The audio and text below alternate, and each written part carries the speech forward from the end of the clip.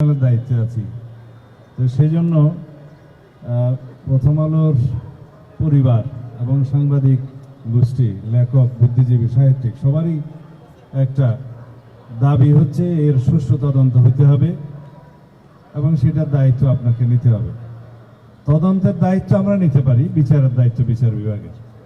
সেই জন্য আমরা আমাদের সংশ্লিষ্ট কর্মকর্তা এটা ইনভেস্টিগেট করছে এখন ডিবি, তাদেরকে নির্দেশনা দিয়েছি, কথা বলেছি, তারাও আজকে আমার সাথে আছে। এখানে ভারপ্রাপ্ত কমিশনার ডিএমপির তিনিও আছেন, ডিবির এডিশনাল কমিশনার আছে, ডিবির চার্জে যিনি আছে, সবাই আছে।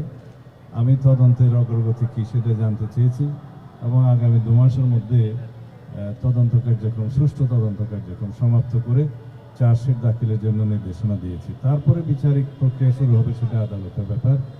আমরা সেই বিচারিক কার্যক্রমে সকলের সহযোগিতা চাইব, যাতে দৃষ্টান্তমূলক সাজা হয় এবং এই জাতীয় ঘটনা ভবিষ্যতে আমাদেরকে না দেখতে হয়, এই জাতিকে না দেখতে হয়। এই ঘটনার মধ্য দিয়ে সারা পৃথিবীর কাছে আমাদের মান ক্ষুণ্ণ হয়েছে, আমরা লজ্জিত হয়েছি। সারা পৃথিবীর সামনে একটা মেসেজ গিয়েছে যে বাংলাদেশে নিউজ পেপারের উপর যখন খুশি আক্রমণ করা যায় এবং এই দেশের যারা বলতে গেলে প্রগতি বিরুদ্ধে, যারা সাম্প্রদায়িক এবং উগ্রবাদী শক্তি, তাদের একটা রমরমা ভাব ছিল, এই মেসেজটা সারা পৃথিবীতে গিয়েছে। তা আমরা এর দৃষ্টান্তমূলক বিচারের মধ্য দিয়ে সারা পৃথিবীকে তার একটা মেসেজ, উল্টো মেসেজ দেব না, এইরকম কর্ম করে বাংলাদেশের অগ্রগতি, প্রগতি এবং সমাজের অগ্রযাত্রাকে থামাতে পারবে না এবং আমরা তাদেরকে রুখে দেব ইনশাআল্লাহ। আমাদের নির্বাচনী ইশতেহারে আমরা আমাদের যে ইশতেহার সেখানে বলেছি আমরা স্বাধীন গণমাধ্যম চাই এবং গণমাধ্যমের পূর্ণাঙ্গ স্বাধীনতা আমরা প্রতিষ্ঠা করব।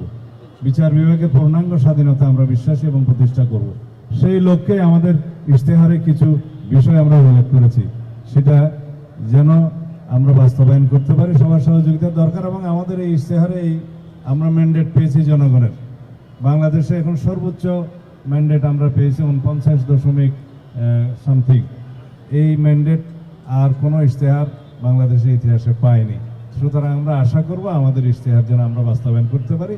তার মধ্যে অন্যতম হচ্ছে গণমাধ্যমের পূর্ণাঙ্গ স্বাধীনতা নিশ্চয়তা এবং নিশ্চিত করা।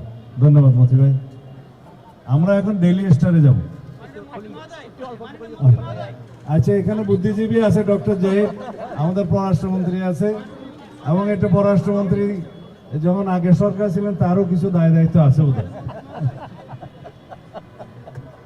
মাননীয় স্বরাষ্ট্রমন্ত্রী,